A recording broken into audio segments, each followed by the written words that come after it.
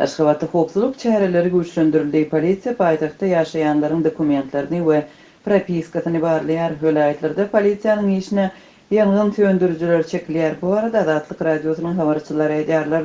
İnsan hukuklaryny goraýjy guramalar we aktivistler bolsa vilayet polisiýa işgärleriniň Aşgabatda ýygnaňanlygyny, gozgalanlara garşy ulanylýan polisiýa bölümleriniň taýýarlanýanlygyny we olaryň türgünleşdirilýänligini we şol sanda bolup biläje köpçülikden demonstrasiýalary ýaýratmak boýunça tälim berilýänligini habar berdiler.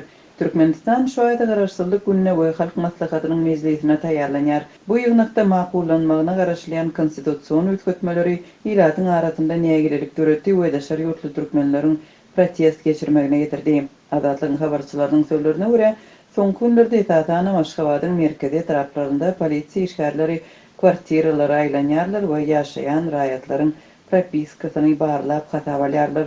Polisiýa we yerli häkimetler ýene-de geldi. Olaryň Milli Howpsuzlyk ministrliginden bolmagy mümkin. Olar menden pasportymy görkezmegi haýyş etdiler, ýaşaýjylaryň tanawyny barladylar.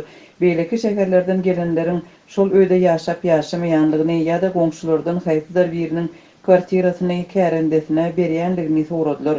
Olar tutuş podýezdi we tutuş öýü aýlandylar diýip Aşgabatdaky habarçymyz 10 sentýabrda gurrun berdi we yerli polisiýa işgäriniň mundan öň ýeke gelen bolsa indi häkimligiň işgärleri bilen bile gelenligini bellädi. Onuň sözlerine görä, öňkü ýerdeki barlyk 2 hepde mundan öň bolupdyr.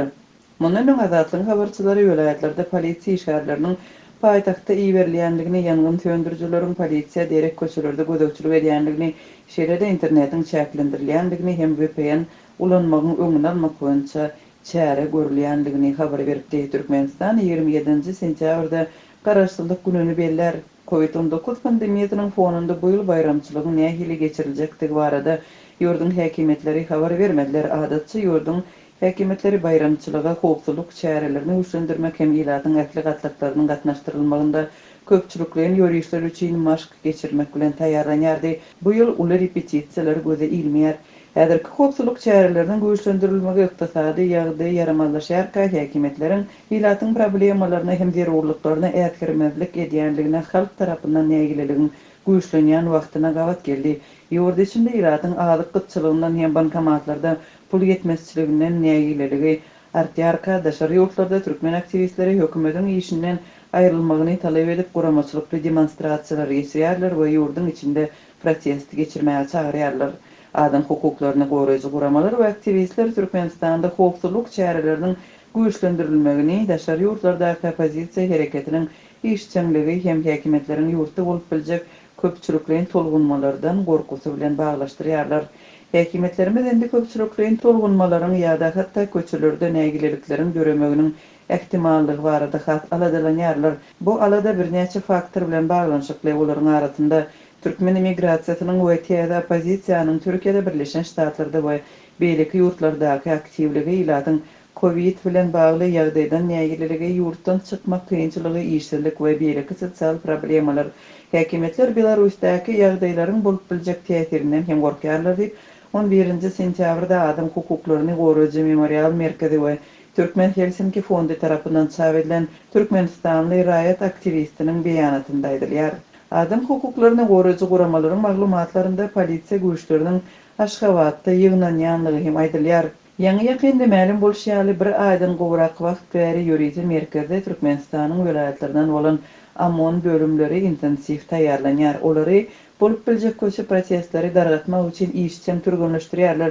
Bu merkez 2008-2010 ýyllarda Aşgabatyň gündogorunda Manyş şäherinde Belarusly hünärmenleriň gönden-göne gatnaşmagynda gurulypdy. Şondan beri birnäçe ýerdeki giňeldildi we kämilleşdirildi.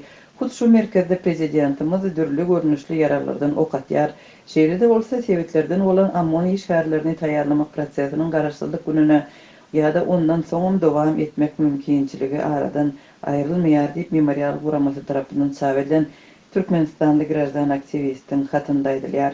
Şeýle hem maglumatda 2 hepde ozal Türkmenistanda internet we telefon ara gatnaşygyna gödökçülük etmek boýunça täze ulgamyň şeýle hem Aşgabatda adamlaryň ýüzlerini hem awtolog belgileri tanamagy okyply adamlary we uloglary iýdarlamagy gönükdirilen akylly şäher ulgamynyň ornaşdyrylanlygy bellenýär.